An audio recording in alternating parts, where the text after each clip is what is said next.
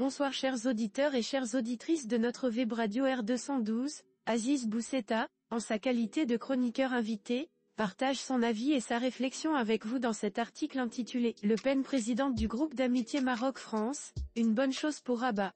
Le voici en podcast pour vous. Aziz Bousseta commence son article en rappelant un événement marquant au sein de l'Assemblée nationale française ainsi. En France, à l'Assemblée nationale, le Rassemblement national a remporté la présidence du groupe d'amitié France-Maroc. Groupe convoité, fonction prisée, prestige garanti, et pour cela les désaccords ont surgi dès l'ouverture des candidatures.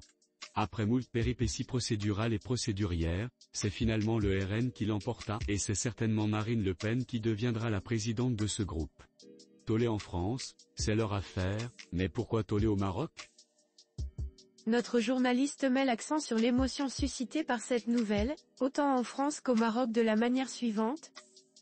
Le RN, s'il devait être un problème, serait un problème français, pas le nôtre. Nous, nos intérêts, c'est d'être bien avec tout le monde, avoir des préférences peut-être mais être bien avec tout le monde. Si les Français ont finalement compris que le Sahara est marocain et qu'il doit le rester, et il le restera, c'est parce que leurs intérêts le leur commandaient. Et il en va de même pour nous, maintenant, pour le RN.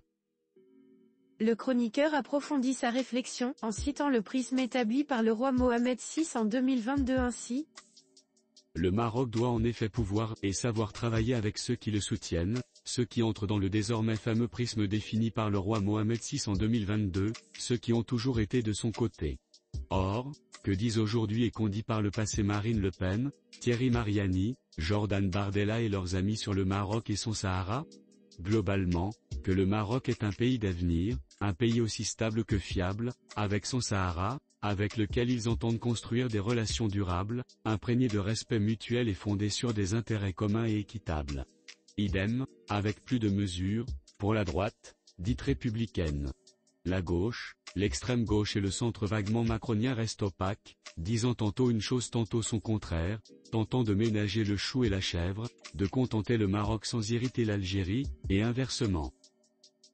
L'auteur enrichit son discours en comparant ses positions avec celles d'autres partis politiques français de cette manière.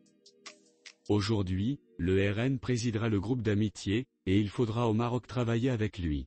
Les adversaires de ce parti en France, et nombre de Marocains, crient au scandale et mettent en garde. Mais quel scandale et contre quoi être mis en garde ? Quel est le problème ? Le RN embête nos ressortissants en France. Tous ? Non, seulement ceux qui ne font pas leur les valeurs et les lois de la République. Les autres sont chez eux. Quant aux racistes rencontrés dans les rues, il y en a partout, des crétins, et on s'y fait. Un autre problème ? Les RNistes, avec le i en minuscule, sont xénophobes, autoritaires, dissimulateurs, tout cela ne nous concerne pas, nous autres Marocains, car il s'agit d'affaires franco-françaises. Aziz Bousseta explore la question des critiques formulées à l'égard du RN, tant en France qu'au Maroc en ces mots. Le RN est appelé à gouverner la France, c'est aussi inéluctable qu'imminent, sauf manœuvre imprudente et dangereuse de ses adversaires, comme une condamnation judiciaire, et encore une fois, il s'agirait d'une affaire intérieure française. Nous, gageons sur la vigueur de la démocratie en France et prévoyons en conséquence, car tout le laisse penser, en une arrivée prochaine du RN au centre de pouvoir à Paris. L'auteur souligne l'inévitabilité de l'ascension politique du RN en France, prévoyant que ce parti est appelé à gouverner le pays ainsi. Si nous entretenons de bonnes relations avec lui maintenant, nous pourrons peut-être à l'avenir contribuer à infléchir la politique RN à l'égard de nos ressortissants. À ce propos, tel qu'elle a publié cette semaine un article dans lequel il raconte l'entrevue accordée par Feu Hassan II à Jean-Marie Le Pen, récemment décédé. Deux hommes férus d'histoire, souverainistes, impériaux, et au fait des faits et effets des relations internationales. Le courant était passé entre le roi et l'ancien militaire, et rien ne dit que ce courant n'ait pas été transmis par le père à sa fille. Aziz Bousseta met en évidence les positions exprimées par Marine Le Pen lors de la campagne présidentielle de 2022 de cette manière. Dans la déclaration de politique étrangère de cette dernière en avril 2022, lors de la campagne présidentielle, elle avait dit que le Maroc est un grand pays avec lequel nous voulons entretenir de bonnes relations, et c'est ce qu'elle a redit en substance quand le RN s'est vu confier la présidence du groupe d'amitié France-Maroc. et quand Emmanuel Macron avait reconnu en juillet dernier la souveraineté du Maroc sur son Sahara, Marine Le Pen avait déclaré que le gouvernement français n'a que trop tardé pour reconnaître l'engagement constant du Maroc depuis des décennies dans la stabilisation et la sécurisation du Sahara occidental, partie intégrante du royaume chérifien. L'auteur aborde également les défis posés par la gauche française et ses représentants, rappelant leur position ambivalente sur le Sahara de la manière suivante. Et, enfin, l'heure est aujourd'hui dans le monde aux extrêmes droites, ou aux droites extrêmes, avec lesquelles nous entretenons déjà, ou entretiendrons, ou devrons entretenir, de bonnes relations.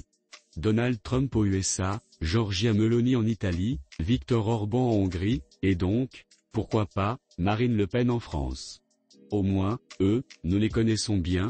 Quant à la gauche, où qu'elle soit, le Maroc n'a eu que des problèmes avec elle, aux États-Unis, Carter, Obama, Clinton, en France, Mitterrand, Jospin, Hollande, en Espagne, en Italie et ailleurs. Pour revenir à la France, Rabat entretient et aménage ses relations avec la gauche, malgré ses positions indéfinies et dogmatiques, souvent faussement démocratiques mais démocratiquement fausses, et condescendantes. Jean-Luc Mélenchon est venu au Maroc en octobre 2023, et il a été suivi par Mathilde Panot durant l'été 2024, puis Rima Hassan était aussi sur nos terres cette semaine. Ils montrent généralement patte blanche concernant le Sahara, mais peut-on réellement les croire? Peut-être, mais avec modération et retenue. Enfin, Aziz Bousseta conclut son article en affirmant que le Maroc doit éviter de s'impliquer dans les débats politiques intérieurs de la France en disant: de quel droit et au nom de quelle neutralité ou respect des souverainetés les Marocains s'impliquent-ils dans la politique intérieure française? Pourquoi certains répètent-ils les arguments de la classe politique en France? En quoi devons-nous prendre une position concernant Madame Le Pen? Son anti-islamisme dérange? Elle n'est pas la seule, et nombre de nos amis hexagonaux pensent comme elle. Son soutien apparemment inconditionnel à l'Israël d'aujourd'hui et de Netanyahou? Elle n'est là encore une fois pas la seule.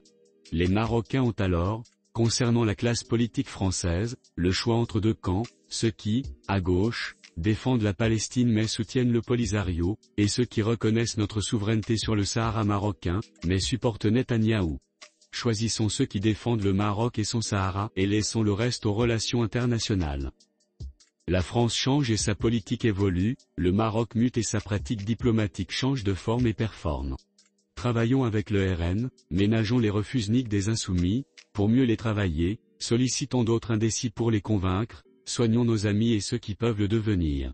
Mais, en aucun cas, jamais, il ne faut entrer dans le jeu politicien intérieur français. Il faut juste le comprendre, accompagner ses évolutions, taire nos affinités et garder une égale et juste distance entre les deux camps. Nous y gagnerons, toujours.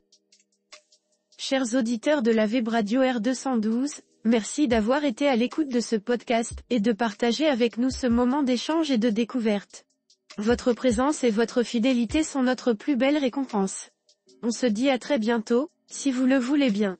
Avec toute notre gratitude, l'équipe de R212.